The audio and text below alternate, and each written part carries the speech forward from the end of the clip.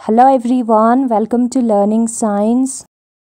आज का हमारा क्वेश्चन है the potential function at any point is given by v is a function of x y z is equal to 10x square plus y square plus z square whole power -1/2। Find the electric field intensity at a point 2, 4, हमें जो है क्या निकालना है, electric field intensity निकालना है 2, 4, 4 point पर x, y और z का वैल्यू है, ठीक है।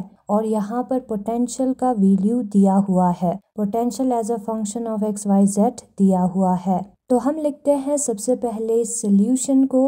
गिवन हम लिखेंगे पोटेंशियल का वैल्यू गिवन है, उसको हम लिखेंगे v is the function of x, y, z 10x square plus y square plus z square whole power -1/2। और इलेक्ट्रिक फील्ड हमें निकालना है 2, 4, 4 पॉइंट पर। 2 हमारा x है, 4 हमारा y है और 4 हमारा z है। तो ये है हमारा पोटेंशियल, हमें निकालना है इलेक्ट्रिक फील्ड। तो सबसे पहले हमें फॉर्मूला पता है, जो इलेक्ट्रिक फील्ड है वो negative of gradient of v के बराबर होता है। डेल ऑपरेटर को हम i cap del upon del x plus j cap del upon del y plus k cap del upon del z और v का वैल्यू यहाँ पर क्वेश्चन में दिया है, उसको हम लिखेंगे। तो आएगा 10, फिर हम ब्रैकेट में x square plus y square plus z square whole power -1/2 लिखेंगे, ठीक है। डेल ऑपरेटर और v का वैल्यू हमने लिखा है। नाउ ब्रैकेट के अंदर 3 टर्म्स है जिसको हमने प्लस किया है। तो ये जो बाहर टर्म है, बाहर जो ब्रैकेट है जो कि हमारा v का वैल्यू है, उससे हमें इन तीनों को इंटू करना है,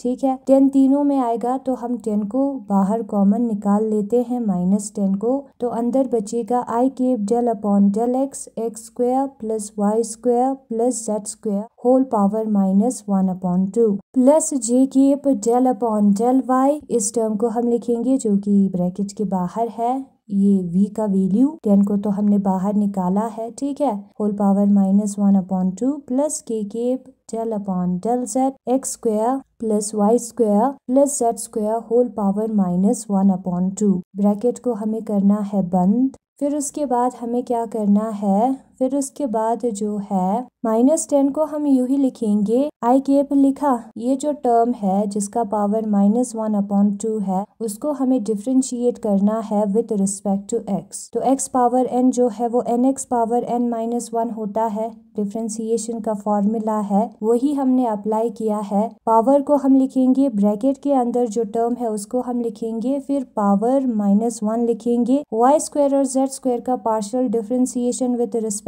टू x 0 होता है और x स्क्वायर का partial differentiation with respect to x जो है 2x होता है। x पावर n वाला फॉर्मूला यहाँ पर भी अप्लाई हुआ है। उसी तरीके से हमें इस वाले टर्म को with respect to y partially differentiate करना है। तो सबसे पहले ये जो पूरा टर्म है उसको हम पार्शियली डिफरेंशिएट करेंगे विद रिस्पेक्ट टू y।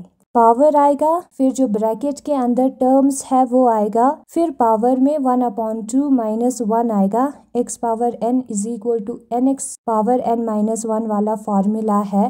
अब यहाँ पर x स्क्वायर और z स्क्वायर जो है वो कांस्टेंट है, विद रिस्पेक्ट टू y हम पार्शियली डिफरेंशिएट कर रहे हैं, तो सिर्फ y स्क्वायर का डिफरेंशिएशन होगा। y स्क्वायर का डिफरेंशिएशन जो है वो 2y होता है। xn का डिफरेंशिएशन वाला फॉर्मूला हमने यूज किया है। और उसी तरीके से हम प्लस k केप लिखेंगे और ये जो ब्रैकेट, ये जो पूरा टर्म है उसका हम डिफरेंशिएशन करेंगे, फिर z स्क्वायर का डिफरेंशिएशन करेंगे जो कि 2z होगा, ठीक है। x पावर n की डिफरेंशिएशन का फॉर्मूला यहाँ पर यूज हुआ है और ये जो 2 है ऊपर और नीचे दोनों प्रेजेंट है तो हो जाएगा कैंसिल। और ये जो टर्म है वो तीनों में प्रेजेंट है, negative of x square plus y square plus z square whole power -1/2 -1। तो उसको हम बाहर कॉमन निकालेंगे, तो अंदर क्या बचेगा, x i cap plus y j cap. क्योंकि माइनस को भी हमने कॉमन बाहर निकाला है, ठीक है। प्लस ZK बचेगा। -10 इंटू हम लिखेंगे x² + y² + z² -1/2 -1 जो है -3/2 के बराबर होता है। उसी को हम लिखेंगे सिंपल प्लस माइनस है, ठीक है। अब ये जो टर्म है इसका मतलब है 1 divided by x² + y² + z² whole power 3/2। नीचे जब हम लेकर जाते हैं तो पावर का साइन चेंज होता है, ठीक है। बाकी सारे टर्म्स को हम यूं ही लिखेंगे। -10 इंटू -1 जो है वो कितना होता है, 10 होता है। माइनस इंटू माइनस होता है प्लस, 10 1 जा होता है 10। फिर उसके बाद xik + yjk + zk से 10 को इंटू करेंगे तो 10 xik + yjk + zk आएगा। ऊपर के तीनों टर्म्स को हमने मल्टीप्लाई किया है, ऐसा हम कर सकते हैं। बाकी जो डिवाइड में है उसको हमें लिखना है। तो ई वेक्टर हमारा इतना आएगा। नाउ यहाँ पर हमें ई का वैल्यू निकालना है जब x2 होता है, y4 होता है और z4 होता है, तब हमें ई का वैल्यू निकालना है, ठीक है। तो ई वेक्टर हमारा कितना आएगा, that is equal to 10 x के जगह पर, y के जगह पर और z के जगह पर हमें उसका वैल्यू पुट करना है। तो आएगा 2ik + yjk + zk divided by 2 का स्क्वायर प्लस 4 का स्क्वायर प्लस 4 का स्क्वायर। x, y और z का वैल्यू हमने पुट किया है, ठीक है। Whole power 3/2। ब्रैकेट को ऐसा बना देते हैं, होल ब्रैकेट है, तीनों टर्म्स के लिए ब्रैकेट है। फिर उसके बाद ऊपर वाले टर्म को हम यूं ही लिखेंगे 10 ब्रैकेट 2ik + 4jk + 4kk। 2 का स्क्वायर जो है वो 4 होता है, 4 का स्क्वायर 16 होता है, 4 का स्क्वायर 16 होता है, होल पावर 3/2। ऊपर वाले टर्म को हम यूं ही लिखेंगे और नीचे वाले टर्म को हम प्लस करेंगे। 6 + 6 होता है 12 हुआ तो एक कैरी 32, 16 + 16 32, उस पर 4 ऐड करेंगे तो 36 आएगा, होल पावर 3/2। फिर जो ऊपर वाले टर्म्स है उधर हम 2 को बाहर कॉमन निकालेंगे। ब्रैकेट में से 2 को कॉमन बाहर निकालेंगे तो अंदर बचेगा 1 2 और 2, क्योंकि 2 1 जा 2, 2 2 जा 4 होता है, ठीक है। और 36 का पावर 3/2 आएगा। 2 को हमने कॉमन बाहर निकाला है, ठीक है। 10 इंटू 2 जो है वो 20 होता है और जो ऊपर टर्म्स है उसको हम लिखेंगे डिवाइडेड बाय 36 पावर 3/2। 1 + 1/2 जो है वो 3/2 के बराबर होता है। वो कैसे होता है, 2 1 2 + 1 जो है वो हो गया डिवाइडेड बाय 2 जो है वो हो गया 3/2। तो यहाँ पर 36 का पावर 1 और 36 का पावर 1/2 हम कर सकते हैं, क्योंकि bases are same, powers are added होता है। 1 + 1/2 हम करेंगे तो 3/2 आएगा, तो ऐसा हम कर सकते हैं, ठीक है। फिर ऊपर वाले टर्म को वैसे ही हमें लिखना है। 36 का पावर 1 जो है वो 36 होगा। 6 6 जा 36 होता है, तो 6 का स्क्वायर हम लिख सकते हैं उसके जगह पर, 36 के जगह पर होल पावर 1/2 होगी, ठीक है। अब ये जो 2 है वो ऊपर है, दूसरा नीचे है, इनटू है, तो दोनों हो जाएगा कैंसिल। तो क्या बचेगा, 20ik + 2jk + 2kk 36 इंटू 6। जब हम 36 इंटू 6 करते हैं तो 6 6 जा 36 होता है, 6 3 जा 18, 19 20 21 216 हमें मिलता है। तो यहाँ पर आएगा 20 डिवाइडेड बाय 216 और ये वाले टर्म्स ik + 2jk + 2kk।